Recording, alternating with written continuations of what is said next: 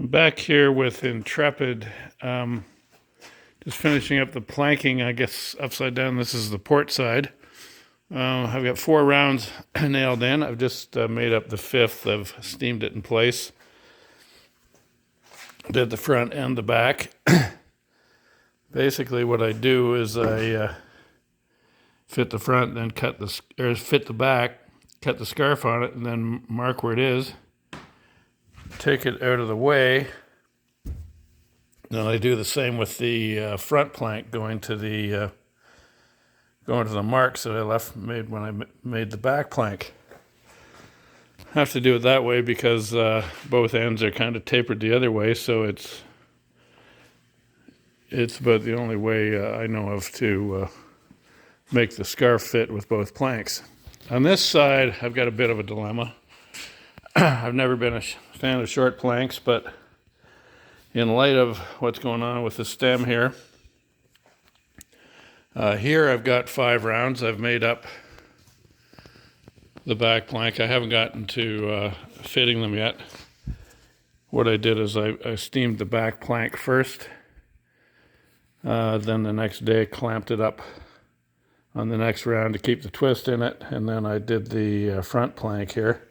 Steamed it, tucked it in place to get the twist.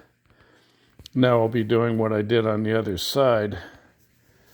But one thing I'm looking at here is this is round number 6, which is way beyond the budget. Changing both of those planks, but I really hate to go this far and leave that in there. And even though I'm not a big fan of short planks, I think the most reasonable way to do that is to put a plank in the middle. It's not going to be really visible. Actually, on the other side, it's already been done. So I guess what I'm doing is making it match the other side. So what I've got to do is cut the plank here at the back, which will get me out of this discoloration and questionable condition. Come up to here and cut the plank off here. And then I'll get it ready to scarf in another place. If I do that now, take the plank out, it will make it easier to fit round number 5 because I can get a clamp on it rather than just pushing it in. First thing I'm going to do as far as taking this plank out is I've gone along on the inside here and just bumped all of the nails through the planks. That way it's lifted the head out just enough for me to grab and remove the nails without messing up the plank too badly. A few spots like here in the engine bed, the nail has been clenched over and then the engine bed put in, so I can't knock that one out. What I'm going to do is I'll just run my vibrating saw between the inside plank and the rib and cut it off. I decided to do that on most of the ribs here because I'm not changing the ribs. I don't want to mess them up too much, so I'll just cut this nail off between the rib and this inside plank here using this metal cutting blade on my vibrating saw. And then I'll worry the head out, and then I'll get all the fasteners out. Then I'll come back and cut the scarf.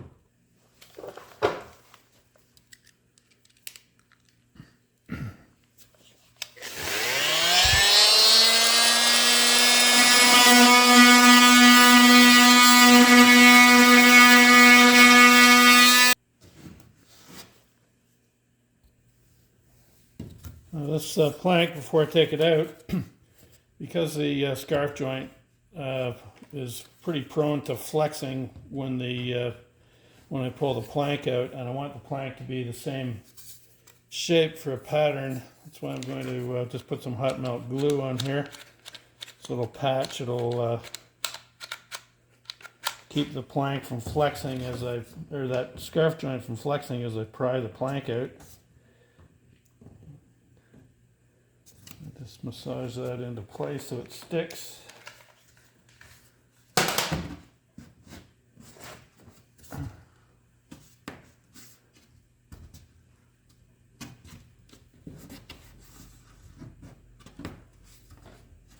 And hopefully this plank isn't glued in and I can get it out. We'll find out in a minute.